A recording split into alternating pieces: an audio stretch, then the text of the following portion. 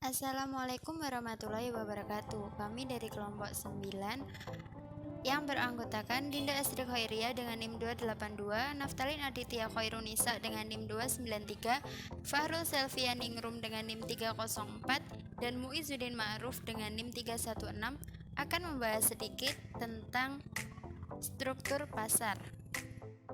Yang pertama, struktur pasar. Struktur pasar menunjukkan tingkat persaingan di pasar suatu produk atau jasa tertentu. Suatu pasar terdiri dari seluruh perusahaan dan individu yang ingin dan mampu untuk membeli serta menjual suatu produk tertentu. Karakteristik pasar yang paling penting adalah jumlah dan ukuran distribusi para pembeli dan penjual serta tingkat diferensiasi produk. Secara tradisional, pasar dibagi menjadi 4 macam, yaitu pasar persaingan sempurna, pasar monopoli, pasar persaingan monopolistik, dan pasar oligopoli. Pasar persaingan sempurna. Pasar persaingan sempurna adalah struktur pasar yang ditandai oleh jumlah pembeli dan penjual yang sangat banyak. Transaksi setiap individu tersebut antara pembeli dan penjual sangat kecil dibandingkan output industri total, sehingga mereka tidak bisa mempengaruhi harga produk tersebut. Para pembeli dan penjual secara individual hanya bertindak sebagai penerima harga, karena perusahaan dalam pasar persaingan sempurna memproduksi produk-produk identik dan menghadapi harga pasar yang tertentu. Maka esensi dari teori adalah bahwa produsen tidak mengenal adanya kompetisi di antara mereka. Dengan demikian, tidak ada kompetisi langsung di antara perusahaan-perusahaan itu. Suatu pasar persaingan sempurna dikatakan ada apabila terdapat beberapa karakteristik berikut. A. Produk dari setiap perusahaan dalam pasar persaingan sempurna identik dengan produk dari setiap perusahaan lain. B. Setiap perusahaan dalam industri harus menjadi sedemikian kecil relatif terhadap pasar total, sehingga setiap perusahaan tidak dapat mempengaruhi harga pasar dari produk melalui perubahan outputnya yang dijual di pasar. C.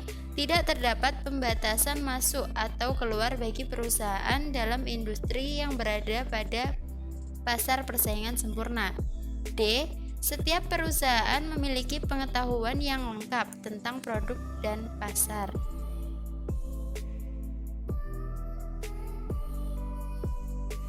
Yang kedua adalah pasar monopoli.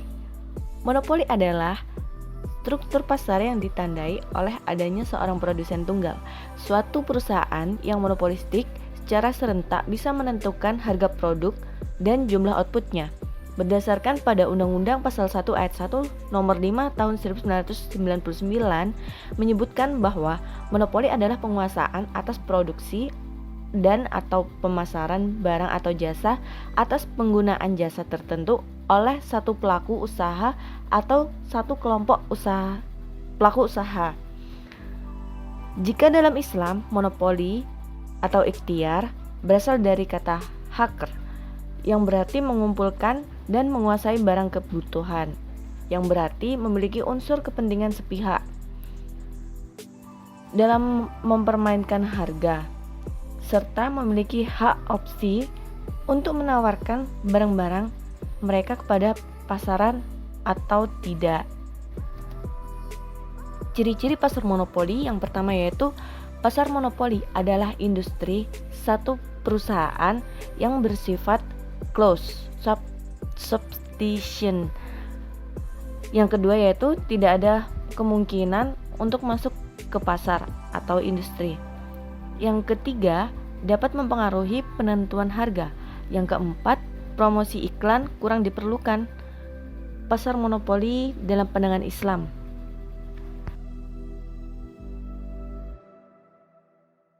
Assalamualaikum warahmatullahi wabarakatuh. Di sini saya Muizuddin Ma'ruf akan menjelaskan tentang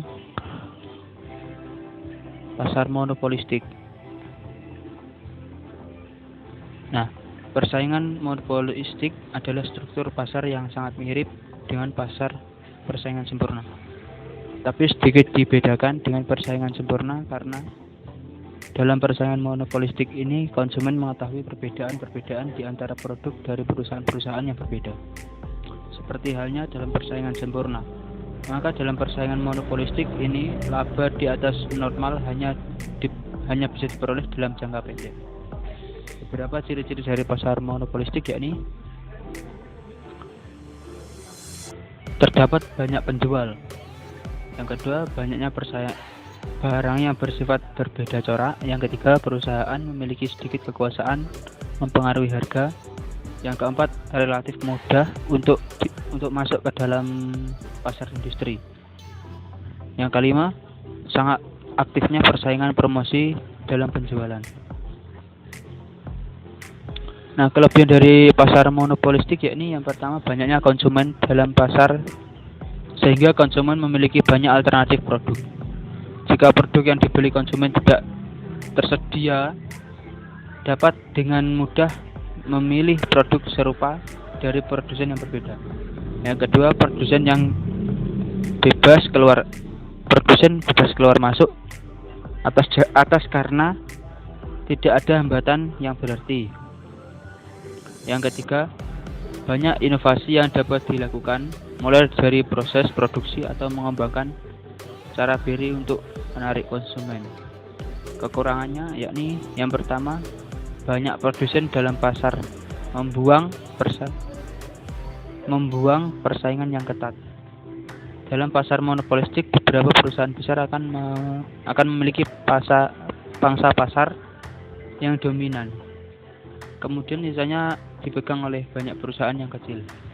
Yang kedua yakni karena produsen selalu mengembangkan inovasi agar dapat bersaing, akan muncul biaya inovasi yang akhirnya akan dibedakan kepada konsumen melalui harga produk. Yang ketiga, besarnya biaya persaingan harus dikeluarkan seperti halnya iklan dan intensif. Sekian dari saya. Assalamualaikum warahmatullahi wabarakatuh. Selanjutnya, yang terakhir adalah pasar oligopoli. Pasar oligopoli merupakan suatu kondisi pasar di mana hanya terdapat sedikit penjual dan masing-masing menjual barang yang sama dengan yang lainnya. Kondisi pasar yang oligopoli ini menyebabkan tindakan salah satu produsen dalam pasar dapat mempengaruhi keuntungan produsen lainnya. Kondisi pasar oligopoli ini pada dasarnya dapat terjadi karena dua hal, yaitu yang pertama, bertujuan membatasi persaingan di antara para produsen-produsen. Yang kedua, karena terjadi secara alamiah. Hal ini dikarenakan biasanya pasar oligopoli ini terbentuk pada industri yang membutuhkan kapital intensif dan keahlian tertentu. Beberapa karakteristik dari pasar oligopoli antara lain yang pertama, terdapat banyak pembeli di pasar, hanya terdapat beberapa penjual, dan saling ketergantungan. Produk yang dijual bisa bersifat identik, namun bisa pula berbeda dengan kualitas standar yang telah ditentukan, dan penggunaan iklan sangat intensif. Perlu diketahui juga bahwa ada dua jenis pasar dengan persaingan oligopoli, yaitu yang pertama, pasar oligopoli murni. Pasar oligopoli murni maksudnya adalah pasar yang di dalamnya terdapat beberapa produsen dengan produk yang dijual bersifat identik atau sama sehingga sulit untuk dibedakan. Contohnya adalah perusahaan air mineral. Yang kedua, pasar oligopoli terdiferensiasi.